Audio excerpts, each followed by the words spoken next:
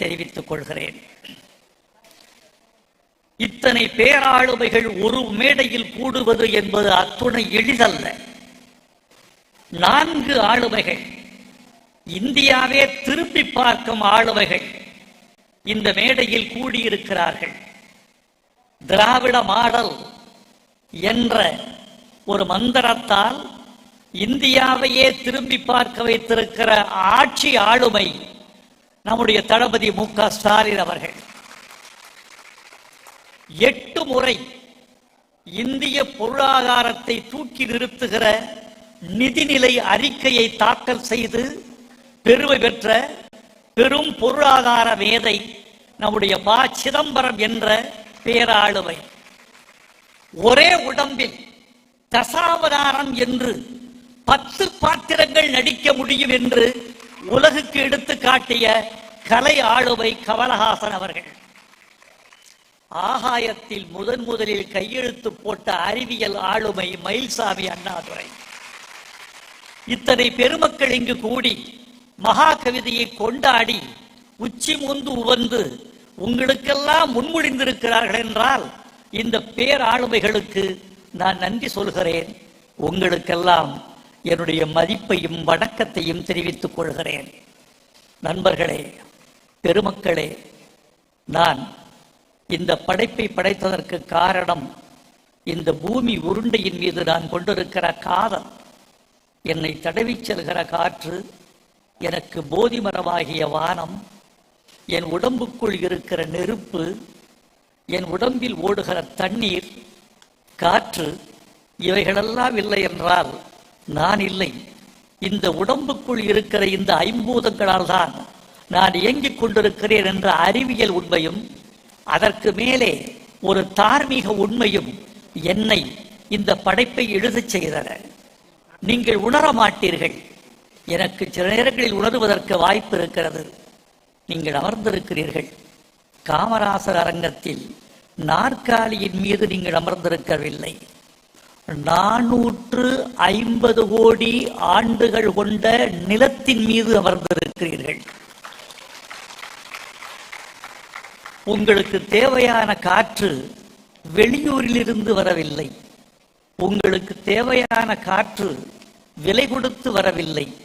உங்களை உயிரை இயக்குகிற காற்று உங்கள் நாசியின் முற்றத்தில் வசதியாக தவழ்ந்து கொண்டிருக்கிறது. உங்கள் நாசியின் வாசலிலேயே உங்கள் உயிர் காற்று உலவிக் கொண்டிருக்கிறது. உங்கள் காலடியின் கீழே 120 அடி ஆழத்தில் நுரைகட்டி நிற்கிறது தண்ணீர். 8 நிமிடம் 20 நொடிகளில் சூரியனின் முதல் கீற்று பூமியை தடவி மேகத்தை கடந்து உங்கள் வீட்டு ரோஜாவை வளர வைத்து உங்கள் வீட்டு ஜன்னலை தட்டி உங்கள் கண்களுக்குள் மெல்லிய இடைவெளிகளில் கருமணியை திருடிவிட்டு உட்கார்ந்து கதை பேசுகிறது வெயில். ஆகாயம், இந்த பூமிக்கு மேலே இருக்கிற ஆகாயம் ஒரு கூரை கட்டி வைத்திருக்கிறது, காற்றுக்கூரை. அந்த காற்றுக்கூரை மட்டும் இல்லை என்றால் எரிகற்களின் வீச்சில் இந்த பூமி எப்போதோ எரிந்து போயிருக்கும். நிலா மாதிரி பள்ளங்களும் மேடுகளும் குழிகளும் நிறைந்து இந்த பூமி சப்பழிந்து போயிருக்கும் என்று சொல்ல வேண்டும். இந்த பூமியை நாம் காப்பாற்றாவிட்டால் யார் காப்பாற்றுவது? இந்த பூமியும் அழிந்து விட்டால் இந்த மனித குலம் எங்கு சென்று வதியும் என்று யோசித்து யோசித்து பார்த்தபோது ஒரு கவிஞனாய், ஒரு தமிழனாய், ஒரு இயற்கையின் காதலனாய் இந்த ஐம்பூதங்களை கட்டிக்காத்து பூமியை காப்பாற்ற வேண்டும் என்ற வேட்கைதான் என்னை இதை எழுத வைத்தது. இந்த பூமி மட்டும் இல்லை என்றால் நீங்கள் எங்கே போவீர்கள்? உங்களால் புதன் கிரகத்துக்கு போக முடியுமா? முடியாது. புதன் கிரகம் ஒரு பக்கம் முழுக்க இரவு, ஒரு பக்கம் முழுக்க பகல். பகலின் வெப்பநிலை 4000 டிகிரி. இரவின் பனிப்பிரதேசம். இரவு ஒரு பக்கம் பனியாகி கிடக்கிறது, பகல் ஒரு பக்கம் வெப்பமுற்று கிடக்கிறது. புதன் கிரகத்தில் புக முடியாது. சரி, வெள்ளி கிரகம் போகலாமா? வீனஸில் போனால் அங்கு காற்று இல்லை. அது மட்டுமல்ல, அங்கு கடல் இருக்கிறது. எண்ணெய் கடல், மழை இருக்கிறது, அமில மழை. அங்கேயும் சென்று மனிதன் வதிய முடியாது. சரி, செவ்வாய் கிரகத்துக்கு போகலாமா? செவ்வாய் ஏன் சிவப்பாக இருக்கிறது என்ற கேள்விக்கு நீண்ட ஆராய்ச்சிக்கு பிறகு ஒரு பதில் கிடைத்தது. அதை இதில் பதிவு செய்திருக்கிறேன். செவ்வாயின் நிறம் ஏன் சிவப்பாக இருக்கிறது என்றால், துருவின் நிறம் சிவப்பு. துருப்பிடித்த கிரகம் செவ்வாய். அது ஏன் துருப்பிடித்து கிடக்கிறது என்று சொன்னால், செவ்வாயின் மேற்பரப்பில் இரும்பு இருக்கிறது. அந்த இரும்பு செவ்வாயின் ஆக்சிஜனை குடித்து குடித்து தீர்த்து விட்டு தான் சிவப்பு நிறமாகிவிட்டது. அந்த செவ்வாயில் சென்று நீங்கள் குடியிருக்க இயலாது. வியாழன் கிரகங்களில் பெரியது. வியாழன் 1330 பூமிகளை அடுக்கி வைக்கலாம் வியாழனில் என்று குறிப்பு பேசுகிறது. 1330 பூமிகளை அடுக்கி வைக்கக்கூடிய வியாழனில் நீங்க சென்று வசிக்க முடியுமாவெனில் முடியாது. அது மீத்தேன், ஹைட்ரஜன், மீத்தேன், ஹைட்ரஜன் என்ற வாயுக்கு அமோனியா என்ற 3 பொருள்களின் நச்சு சகதி என்கிறது விஞ்ஞானம். 10,000 அடி வரைக்கும் அந்த நச்சு சகதி. அதற்கு பிறகு உலோக பாறைகள். அந்த பாறைக்கு கீழே இருக்கிற வெப்பம் 10,000 டிகிரி. அந்த பாறைகளையே உருக்கி கல் நதிகளாக ஓட விடுகிற ஒரு வாய்ப்பு தான் வியாழனில் இருக்கிறது. எந்த கிரகத்திலும் வாழ முடியாது. குயில் கூவுகிற பூமியை, தென்றல் வீசுகிற இந்த பூமியை, கடல் தாராட்டுகிற இந்த பூமியை, பச்சை தாவரங்கள் வரவேற்பு படிக்கிற இந்த பூமியை, வானவில்லை ரசிக்கிற இந்த பூமியை விட்டு விட்டு எந்த கிரகத்துக்கு மனிதா போவாய் என்றுதான் மகா கவிதை உங்களை பார்த்து கேள்வி கேட்கிறது தோழர்களே. இந்த கேள்விக்கான பதில்தான் மகா கவிதை முழுக்க விரவி கிடப்பதாக நான் நினைக்கிறேன். நண்பர்களே, இன்னொரு முக்கியமான செய்தி மிக அழகாக சிதம்பரம் ஐயா அவர்கள் இங்கே கோடிட்டு காட்டினார். அவர் சொன்னது மிக முக்கியமானது. மனிதன் குரங்கிலிருந்து பிறந்தானா என்ற கேள்வி மிக பழைய கேள்வி. அந்த கேள்விக்கு மகா கவிதை வேறொரு விடை சொல்கிறது.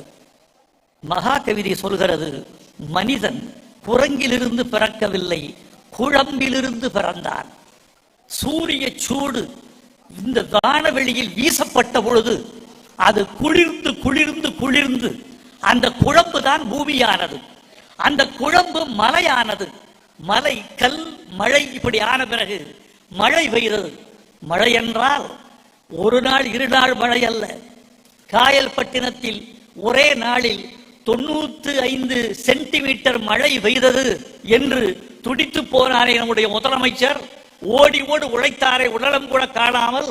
அந்த ஒரு நாள் மழைக்கே இந்த பூமி தாங்கவில்லை. 95 சென்டிமீட்டர் மழைக்கே என்றால் யுகம் யுகமாக மழை, வெறியெடுத்த மழை, கல்லை பூமியில் வீசுகிற மழை, மூழ்க மூழ்க மழை, இந்த பூமியின் 3/4 பாகம் மூழ்கி போகிற மழை.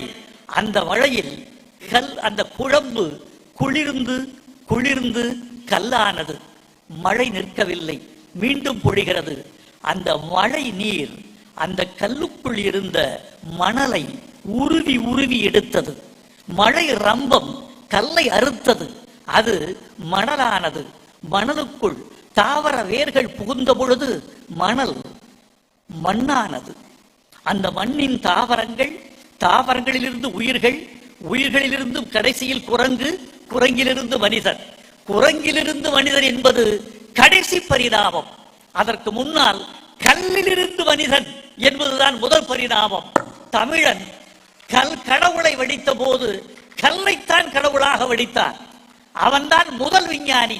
அவனுக்கு தெரிந்திருக்கிறது கல்தான் மனிதனின் மூலம் என்று அவனுக்கு தெரிந்திருக்கிறது. கல்தான் கடவுள். நீ கடவுள் என்று சொல்லிவிட்டு போ, நான் கல் என்று சொல்லுகிறேன்.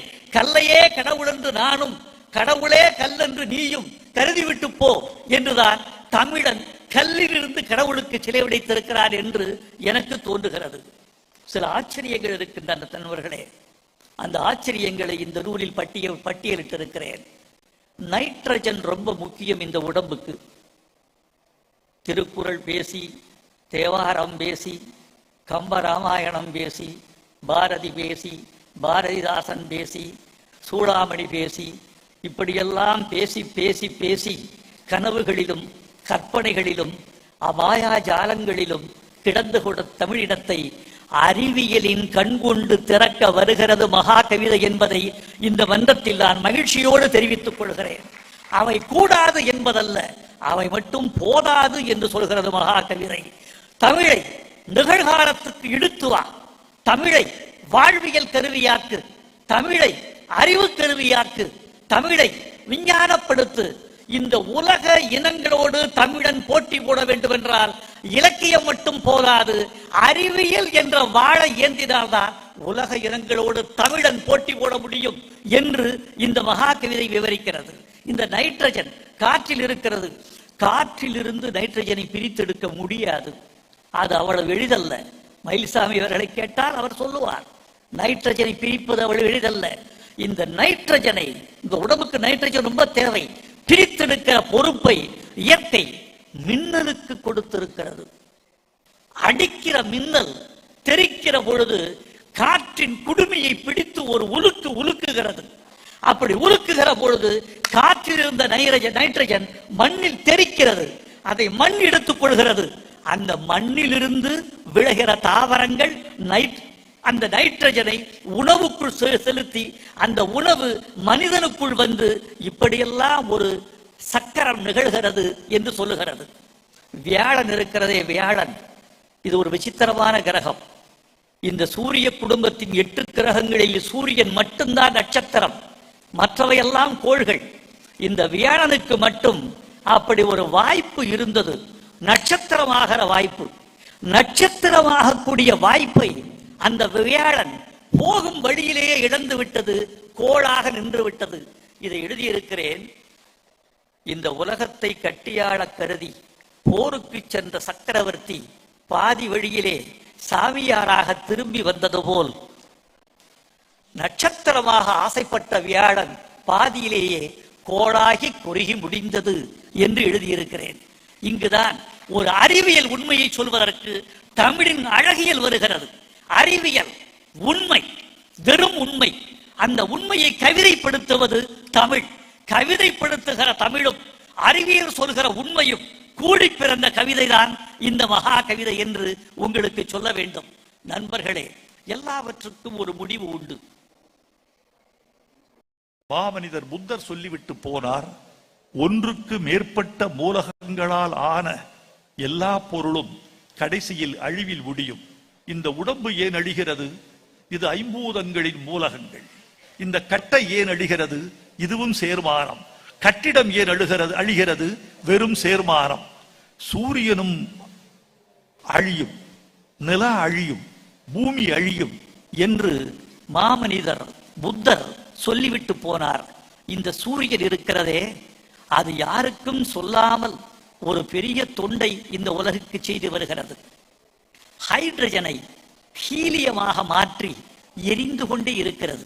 எரிகிறது எரிகிறது. அது விறகு தேடவில்லை, அதற்கு எரிபொருள் தேவையில்லை. தனக்குள் இருக்கிற ஹைட்ரஜனையே அது எரிபொருளாக மாற்றி 4 ஹைட்ரஜன் அணுக்களை ஒன்று கூட்டி ஹீலியமாக்கி எரிகிறது எரிகிறது எரிந்து கொண்டே இருக்கிறது. 450 கோடி ஆண்டுகள் எரிந்து கொண்டிருக்கிறது, யார் துணையும் இல்லாமல். அதுதான் சூரியன். அதனால்தான் சூரியன் வணங்கப்படுகிறது. அதனால்தான் சூரியன் இந்த உலகுக்கு தந்தை என்று கொண்டாடப்படுகிறது.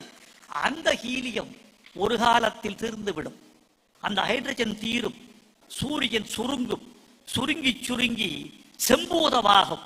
செம்பூதமான பிறகு குள்ளனாகும். அந்த செம்பூதம் என்ன செய்யும்? பக்கத்தில் இருக்கிற புதனை முதலில் விழுங்கும், பிறகு செவ்வாயை விழுங்கும், மெல்ல மெல்ல பூமியை விழுங்கும். 450 கோடி ஆண்டுகளுக்கு பிறகு இது நிகழ்ந்தே தீரும். இதுதான் இயற்பியல், இதுதான் வாழ்க்கை, இதுதான் தத்துவம், இதுதான் அறிவு என்று இந்த உலகம் நம்பத் தொடங்கினால் வாழ்வியல் குறித்த சிந்தனைகள் மாறும். எல்லாமே அழிவுக்கு உட்பட்டது என்றால் நீ ஏன் அலைகிறாய்? நீ ஏன் பொருளை அறமற்ற வழியில் சேர்க்கிறாய்? எப்படி துய்க்கப் போகிறாய்? எல்லாமே அழிவுக்கு உட்பட்டதெனில் ஏன் இந்த வேட்கை? ஏன் இந்த வேட்டை? என்று மனிதனை பார்த்து இந்த மகா கவிதை கேள்வி கேட்கும். ஆனாலும் எனக்கு ஒன்று தோன்றுகிறது, மனிதன் கடைசியில் வெல்வான். இதோ இந்த அட்டைப்படத்தில் இருக்கிற மனிதனை நான் நம்புகிறேன். முதலில் செயற்கை நுண்ணறிவில் உருவாக்கப்பட்ட படம் இந்த படம். உருவாக்கியவன் என் மகன் மதன் கார்கி. மதன் கார்கி ஒரு மாதமாக உழைத்து இந்த படத்தை உருவாக்கி, செயற்கை நுண்ணறிவில் முதலில் தமிழில் அட்டைப்படம் வர வேண்டும் என்று அவர் விரும்பினார். அதை நாங்கள் செயல்படுத்தினோம். மதன் கார்கி செய்து கொடுத்த மனிதன் முறுக்கி நிற்பவர், திமிரி நிற்பவர். மனிதன் என்றைக்குமே வெற்றி பெறுவான். இந்த பூமியை பார்க்கிற போது எனக்கு ஒன்று தோன்றுகிறது, மனிதன் சிறுமையிலும் சிறுமையானவன். இந்த பால் வீதிகளின் கணக்கில் அறிவாளிகள் நிறைய வந்திருக்கிறீர்கள். உங்களை பார்த்து எனக்கு வியப்பாக இருக்கிறது. நாங்கள் இங்கே பொழுதுபோக்கு பேசவில்லை, திரைப்பட வசனம் பாடல் பேசவில்லை. இங்கே நட்சத்திரங்கள் யாரும் ஆடி காட்டவில்லை. கமலஹாசன் என்ற அறிவாளி இங்கே வந்திருக்கிறார். அவர் அறிவாளி என்பதனால் இங்கு அழைத்தேனே தவிர நடிகர் என்பதற்காக அல்ல. அவர் நடிகராக இருப்பது உபதொழில், அறிவாளியாக இருப்பதுதான் மெய்த்தொழில். அதனால் அவரை இங்கு அழைத்தேன். ஆனாலும் இங்கு அறிவியல் பேசப்பட்டது, ஆழமான தமிழ் பேசப்பட்டது, பிரபஞ்சம் பேசப்படுகிறது, கோழியல் வானியல் பேசப்படுகிறது. ஆனால் எம் அறிவு தமிழ் மக்கள் 3 மணி நேரமாக தங்கள் உயிரையே உருக்கி இந்த மண்டபத்தில் ஊற்றிவிட்டு கரவுரி செய்து கொண்டே இருக்கிறீர்களே. இந்த அன்புக்கும் இந்த அறிவுக்கும் தமிழ் கடமைப்பட்டிருக்கிறது. மெல்ல தமிழில் வாழும் என்ற நம்பிக்கையை நாம் பெறுகிறோம். இந்த அறிவு வேண்டும். இந்த அறிவு தலைமுறையை வளர்க்கத்தான் பெரியார் பாடுபட்டார், அண்ணா பாடுபட்டார், கலைஞர் பாடுபட்டார், தளபதி பாடுபட்டுக் கொண்டிருக்கிறார். கல்விக்கு அவர் செய்கிற தொண்டை நான் வியந்து வியந்து பார்த்துக் கொண்டிருக்கிறேன். கல்வி, மருத்துவம், இந்த இரண்டையும் எந்த அரசு முன்னெடுக்கிறதோ அதுதான் மக்கள் அரசு. அந்த மக்கள் அரசின் தலைவன் தளபதி ஸ்டாலின் என்பதை இந்த மண்ணுக்கு நான் சொல்ல வேண்டிய அவசியம் இல்லை. நண்பர்களே, இந்த நட்சத்திரங்களை விட சூரியன் ஒன்றும் பெரியதல்ல. இந்த மொத்த பிரபஞ்சத்தில் பால் வீதியில் இந்த சூரியன் ஒரு சுண்டைக்காய். இந்த சூரியனை பால் வீதி கணக்கில் எடுத்துக் கொள்ளாது. இந்த சூரிய குடும்பம் என்பதை இந்த வானத்தில் ஒரு கணக்கே இல்லை. இந்த பூமி என்பது உனக்கும் எனக்கும் பெருசு. இந்த சூரியன் என்பது இந்த பூமிக்கு பெருசு, சூரிய குடும்பத்துக்கு பெருசு. பால் வீதியில் இது கணக்கிலே இல்லை. இது ஒரு நட்சத்திரமா, இதற்கு 8 கோள்களா, இதெல்லாம் ஒரு பிரபஞ்சத்தில் ஒரு படைப்பா என்று பால் வீதியில் பேச்சிருக்கும். பிற கோள்கள் கேலி பேசும். அப்படி சிறுமையிலும் சிறுமையானது சூரிய குடும்பம், சிறுமையிலும் சிறுமையானவன் மனிதன். இது விஞ்ஞான கணக்கு. ஆனால் அறிவின் கணக்கு, உழைப்பின் கணக்கு, மனிதன்தான் பெருமையிலும் பெருமையானவன். ஏனென்றால் எந்த நட்சத்திரத்திற்கும் தன் விதியை தாண்டி பயணிக்க தெரியாது. எந்த கோளுக்கும் தன்னுடைய இயற்பியல் விதியை தாண்டி நடமாட தெரியாது. விதிகளை உடைத்து ஒரு நட்சத்திரமோ கோளோ நடக்க தெரியாது. விதிகளை உடைக்க தெரியாது. மனிதன்தான் விதிகளை இடுவான், விதிகளை உடைப்பான். சட்டம் இடுவான், சட்டத்தை மீறுவான். அறிவின் எல்லை இதுவென்பான், அவனே தாண்டுவான். கடவுளை விட பெரியவன் மனிதன். கடவுளுக்கு விதி உண்டு, மனிதனுக்கு விதி கிடையாது. இந்த விதியற்ற இந்த போராளிதான் இந்த அட்டைப்படத்தில் இருக்கக்கூடிய மாமனிதன் என்று நான் கொண்டாடுகிறேன்.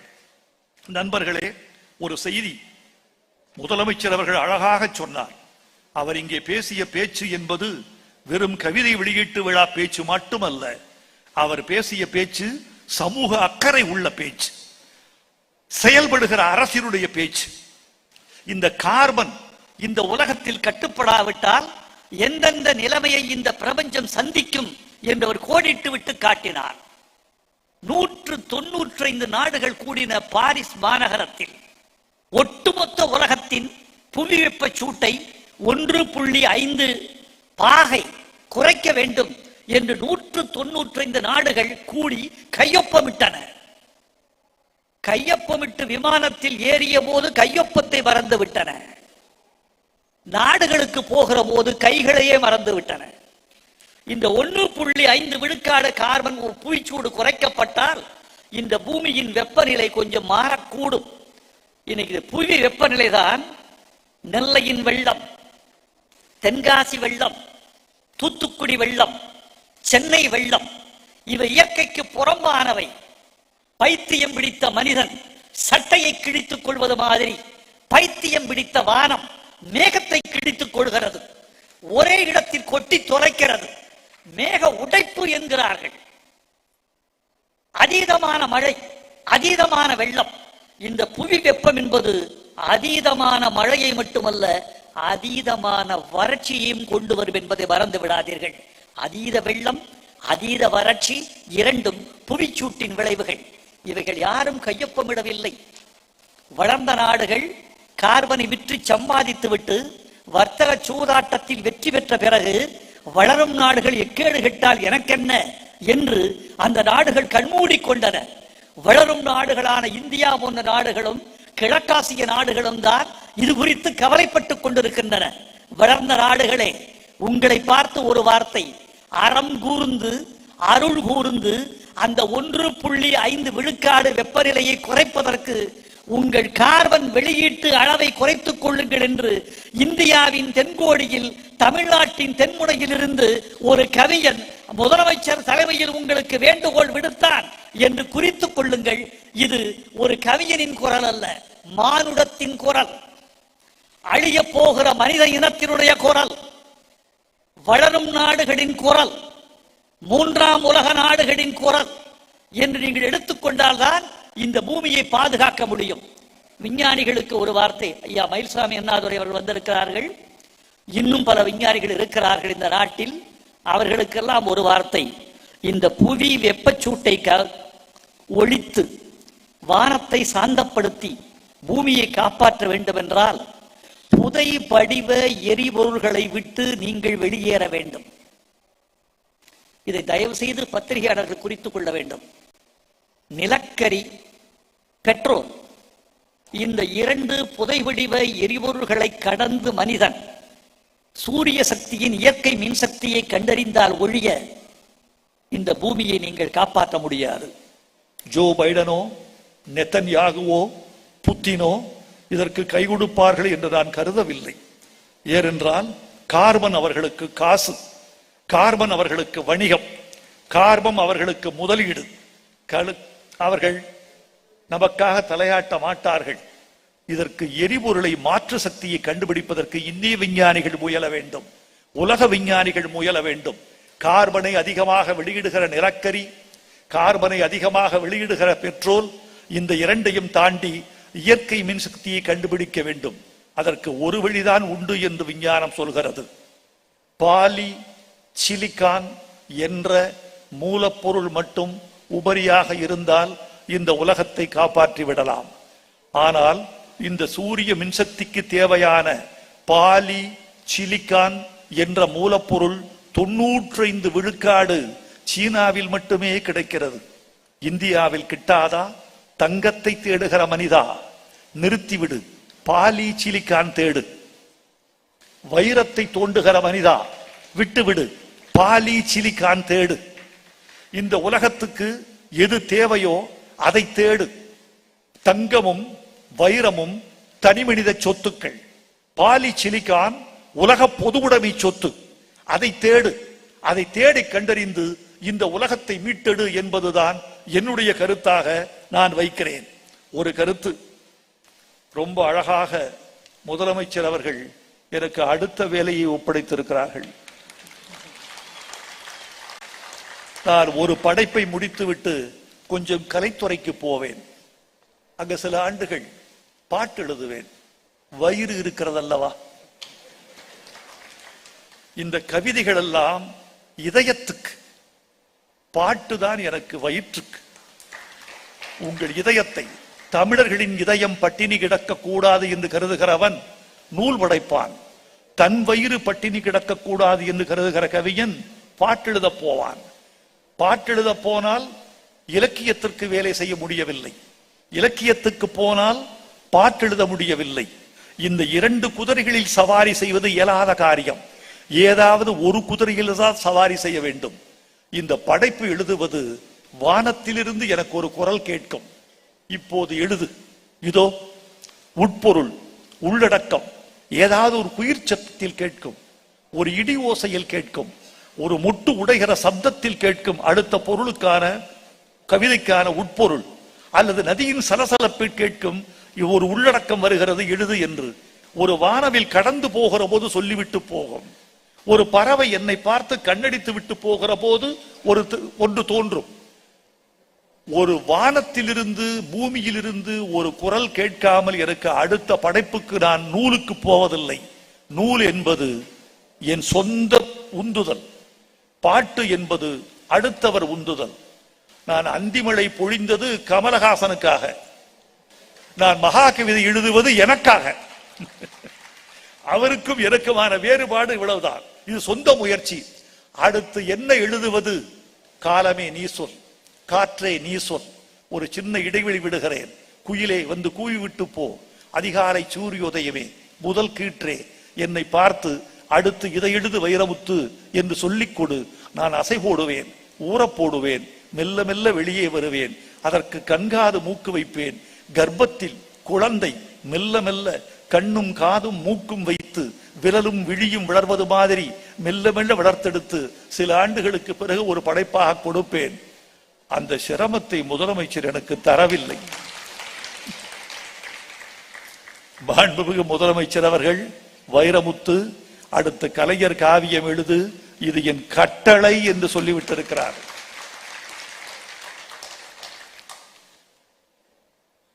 அரசாங்கம் போட்ட ஜிஓவை ஒரு ஏழை மாற்ற முடியுமா? ஒரு ஜிஓவை போட்டு இருக்கிறீர்கள், கவர்மெண்ட் ஆர்டர். எனவே உங்கள் கட்டளையை நான் கருமமாக ஏற்றுக்கொண்டு செய்வேன் என்று சொல்லிக் கொள்கிறேன்.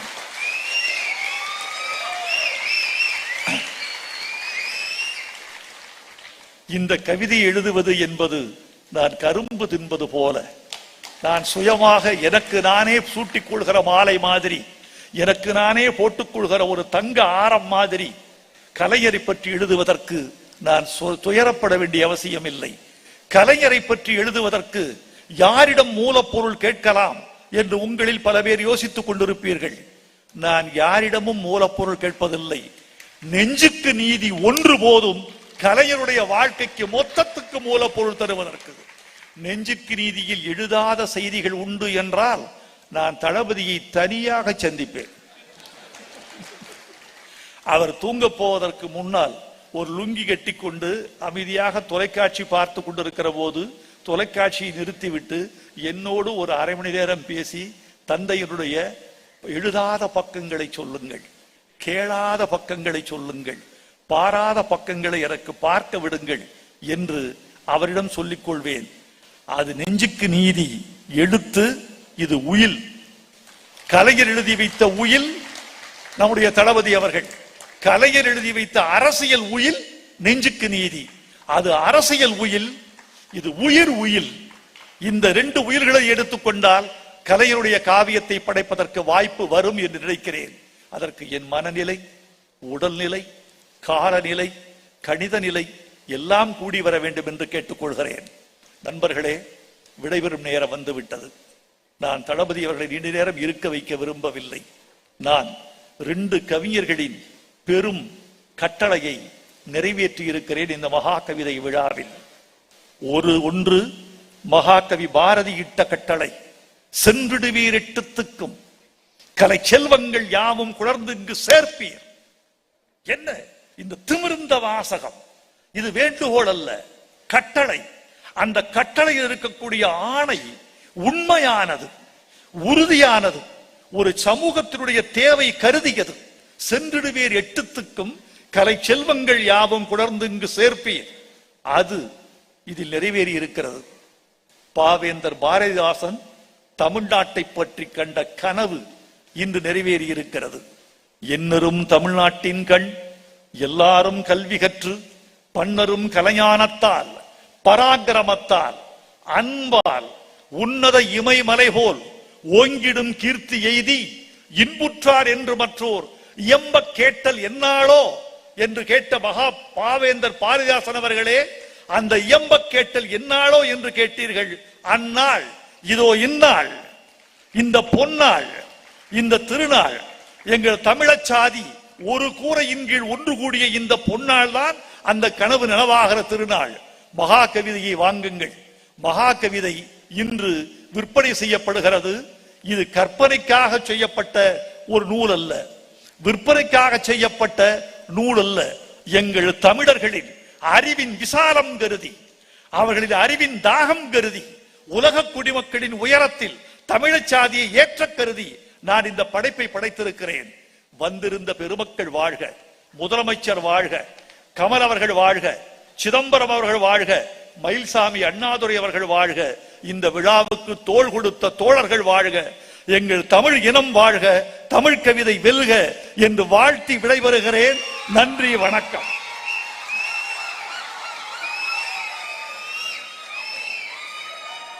கவி பேரரசு அவர்களுக்கு நன்றி. நன்றி அனைவருக்கும்.